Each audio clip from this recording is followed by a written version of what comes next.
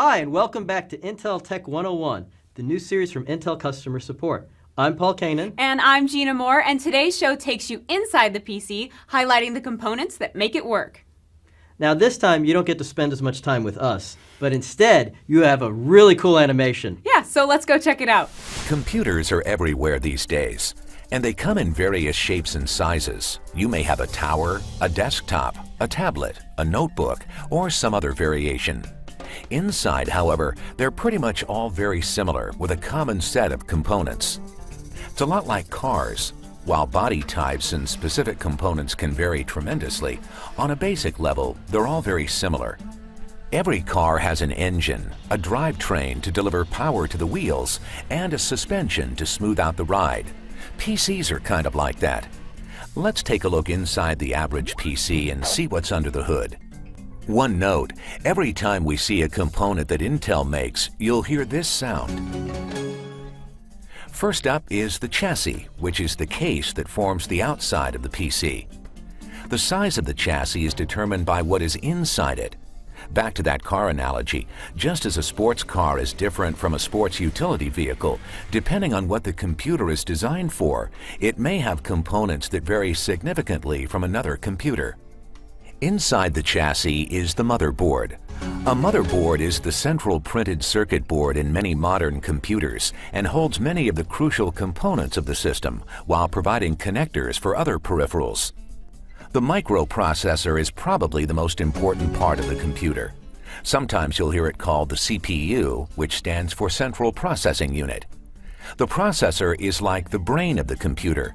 This is where most of the calculations required to make the computer, well, compute, happen. Without this component, it would just be a box that generates heat. As you probably already know, making processors is what Intel is known for the world over. We created the first one in 1971, and we haven't looked back since. Intel processors come in a variety of offerings with different features and different clock speeds to offer the best value for your particular needs. Wait a second, what's clock speed? That's how fast the internal clock of the processor counts. It's a bit like an engine in a car. The fact that it's turning faster may not mean all of that performance gets to the wheels, but it's a big factor in determining how fast the car goes. Another important component of a motherboard is the microprocessor's supporting chipset. The chipset is a group of integrated circuits, or chips, designed to work together. It controls communications between the processor and external devices, and plays a crucial role in determining system performance. Next, let's take a look at memory and storage. Wait, what's the difference?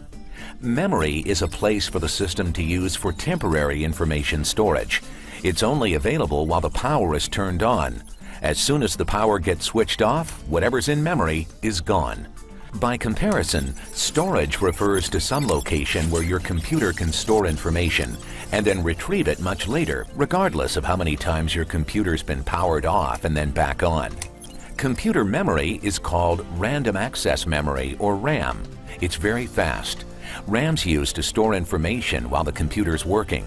It's also used to hold information from slower storage devices to speed up the system. Remember, when the power goes off, then poof, the information in memory's gone. Next up, storage. The most common form of storage is the hard drive. A hard drive is made up of a series of rapidly spinning platters that have data magnetically written to them. This data can also be read from the drive using the same method in reverse. There are other kinds of storage, such as solid-state drives or SSDs, as well as other kinds of removable storage, which we'll be covering more in depth elsewhere. Optical drives, such as CD or DVD drives, are very common and provide a convenient way to play music, movies, or other types of media.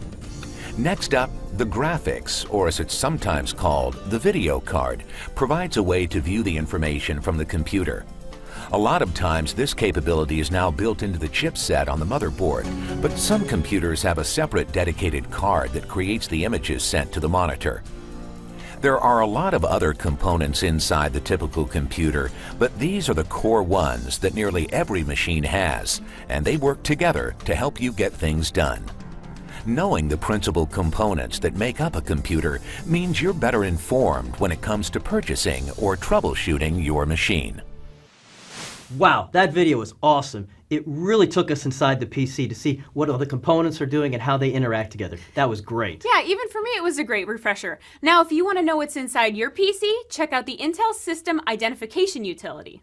This utility is really neat. It gives you the hardware version, and the manufacturer, so you know who to contact for support. Yeah, so see the link on the screen for website information and tune in next time for more about what's inside your PC.